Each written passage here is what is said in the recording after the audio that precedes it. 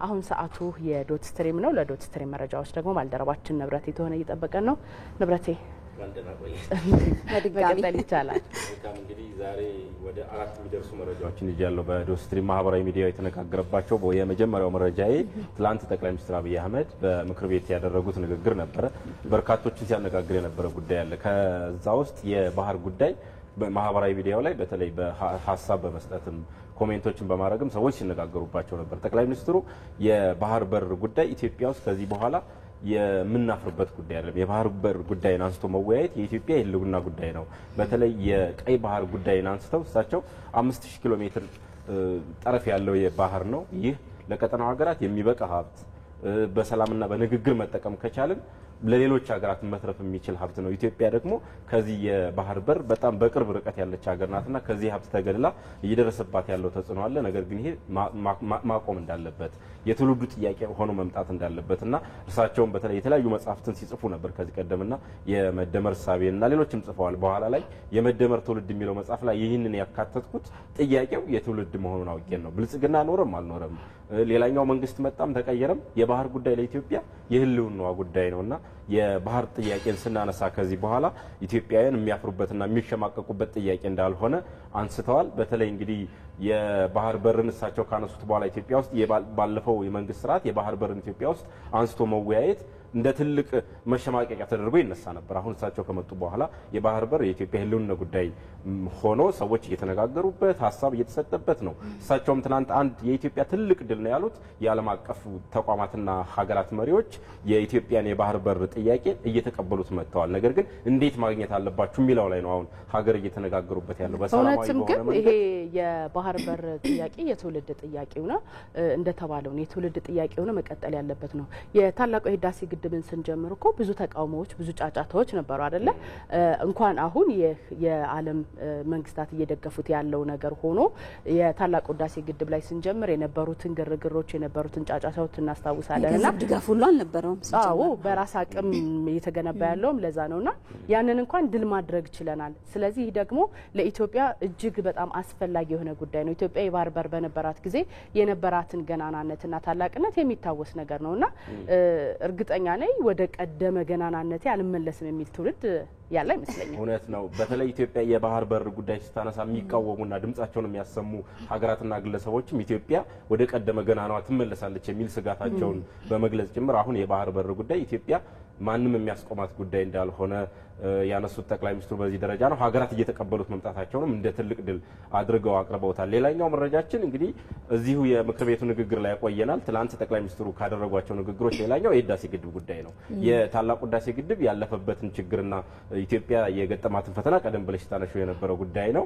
አሁን ከ6 ወር በኋላ ታላቁ ህዳሴ ግድብ ተጠናቆ ሪባን እንቆርጣለን የሚል ንግግር ትናንት አድርገዋል። ለዚህ ላይም በማህበራዊ ሚዲያ ሰዎች የተለያየ ሀሳባቸውን እየሰጡ ነው። እንግዲህ የታላቁ ህዳሴ ግድብ ከእናት መቀነት ተፈቶ ተማሪዎች ህፃናት ድረስ ሳንቲም ለደብተር መግዣና ለቁርስ የተሰጣቸውን ሳንቲም ለታላቁ ህዳሴ ግድብ ሲያዋጡበት የነበረ አጋጣሚ ነውና አሁን እንግዲህ የመጨረሻው ምዕራፍ ላይ ደርሷል።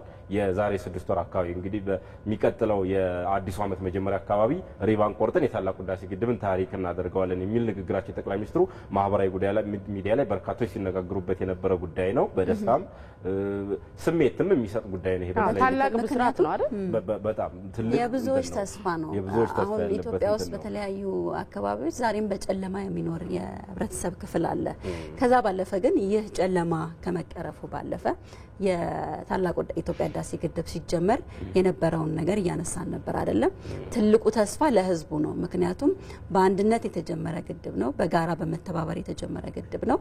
እንዳልከው ያለው የሌለውም ትንሹም ትልቁም ካለው ካቅሙ ነው አውጥቶ መገንባት የጀመረውና ይሄ ለየትኛውም ኢትዮጵያዊ ተስፋ ባይሆን እንደውም አስገራሚው ነገር እሱ ነው ብዬ ነው ማስበው። እሱ ብቻ ሳይሆንም ይቻላል መንፈስ የታየበት ማድረግ ቅድም ያነሳናቸው ውጣ ውረዶች አሉ።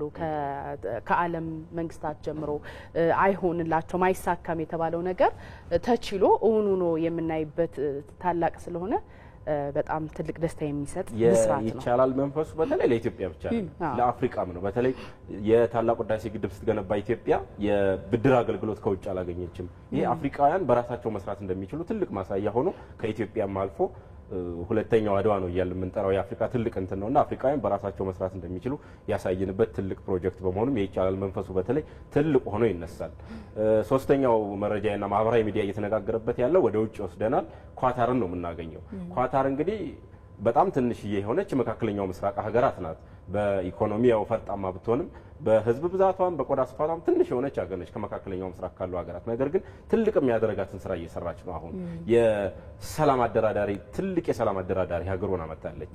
አሁን አፍሪካ ውስጥ የተለያዩ የአፍሪካ ቀጠናዊ ድርጅቶች ሞክሮት ያልተሳካላቸውን የዴሞክራቲክ ሪፐብሊክ ኮንጎና የሩዋንዳን ጉዳይ ለመፍታት ጥረት እያደረገች ነው። ሁለቱም ፕሬዚዳንቶች ትላንት በዶሃ አገናኝታ አስቸኳይ የተኩስ አቁም እንዲደረግ ጥሪ አቅርበዋል ሁለቱ መሪዎችና የመካከለኛው ምስራቅ ትንሿ ሀገር የዓለምን ችግር እየፈታች ነው። ከቀደም ብሎ አሜሪካና ታሊባንን ፓኪስታን ውስጥ በማደራደር አሜሪካውያን ከእስር ቤት እንዲፈቱ አድርጋለች። እንዲሁም ደግሞ እስራኤልና ሐማስን በማደራደር የተኩስ አቁም ስምምነትና ሁለቱ አካላት ስምምነት እንዲመጡ ኳታር ማድረጓ ይታወሳልና ይቺ ትንሽዬ ሀገር በዓለም ላይ ስሟ ገኖ እየወጣ ነው። አሁን በሽምግልናው መድረክ ትልቅ አሸማጋይ የሆነች ሰላምን በዓለም ላይ እያመጣች ነውና ኳታር በዚህ ረገድ ስሟ ገኖ እየወጣ ነው። ማህበራዊ ሚዲያውም ኳታርን በተለይ በምታወቅባቸው በኢኮኖሚና በሌሎች ጉዳዮች ደግሞ ከዛ ባለፈ አሁን የሰላም አምባሳደር እየሆነች መጣለች የዓለማችን። የመጨረሻ መረጃ የሚሆነው ወደ አሜሪካን ሀገር ይወስደናል። አሜሪካን ስናነሳ እንግዲህ ሁሌም እዚህ ጠዋት ላይ የምንነጋገርበት ዶናልድ ትራምፕ አነጋጋሪ ጉዳይ ነው። እሳቸው ወደ ስልጣን ከመጡ በኋላ ሁሌም እንዳነጋገሩ አሉ እስካሁን። ትላንትናም እንግዲህ በተለያዩ ማህበራዊ ሚዲያና በዋና ዋና መገናኛ ብዙሃን የወጣው መረጃ የሀገሪቱን ትምህርት ሚኒስቴር የሚያጥፍ የፕሬዝዳንታዊ ስልጣናቸውን ተጠቅመው ፊርማ አስቀምጣለሁ ብለዋል። እንግዲህ ፖለቲከኞችና የዴሞክራቲክ ተቀናቃኞች በጣም እየተቿቸው ነው። የትምህርት ሚኒስቴር ማጠፍ ማለት አሜሪካን ውስጥ በትምህርት ሚኒስቴር እገዛ በድጎማ የሚማሩ በርካታ የዝቅተኛ ቤተሰብ ዜጎችና የተለያዩ ሀገራት ዜጎች እንዲሁም አሜሪካውያን የሚጎዳ ውሳኔ ነው በሚል የትምህርት ሚኒስቴር ማጠፍ ውሳኔያቸውን እንዲያስቡበት ፖለቲከኞችና የሕግ ባለሙያዎች እየሞገቱ ነው ያሉት። በእርግጥ የእሳቸው ፊርማ ወደ ሕግ ተቀይሮ መስሪያ ቤቱን ለማጠፍ የኮንግረሱን እውቅና ማግኘት ይጠበቅበታል። ነገር ግን አብዛኛው የሪፐብሊካን አባላት ስለሆኑ እሳቸው ፊርማውን የሚያስቀምጡ ከሆነ ትምህርት ሚኒስቴርም ከመጣጠፍ ላይ ድን ይችላል ማለት ነው። በጣም የሚገርመው የአሜሪካው ፕሬዝዳንት ዶናልድ ትራምፕ ማለት ነው ብዙ ጊዜ አነጋጋሪ የሚባሉት በጣም መሰረታዊ አስፈላጊ ሰዎች የማይጠብቋቸውን ውሳኔዎች በመሰረዝ እንዲሁም ደግሞ ይቅር በማለት ነው። ቀደም ሲል እንግዲህ ብዙ ጊዜ እዚሁ አዲስ ቀን ላይ እንዲሁ በዶት ስትሪም የምናነሳቸው በተለይም አሁን የእርዳታ ድርጅቶች እንዲቆሙ በተለያዩ ዓለም ክፍሎች ያሉ ስራቸውን እንዲያቆሙ እንዲዘጉ ማድረጋቸው ከዛ ባለፈ ደግሞ በተለያዩ ሀገራት ያለውን